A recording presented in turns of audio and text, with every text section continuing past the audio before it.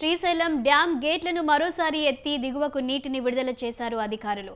ఈ సంవత్సరంలో 7వసారి శ్రీశైలం డ్యాం గేట్లు ఎత్తి దిగువకు నాగార్జున సాగర్కు నీటిని విడుదల చేశారు.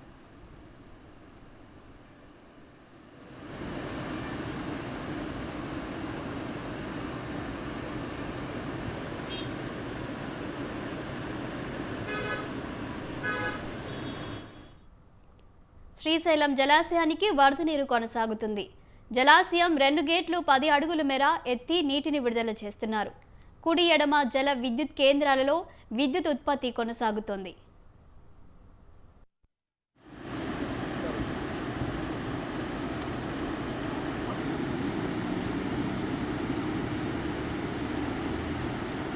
స్లో మోషన్లో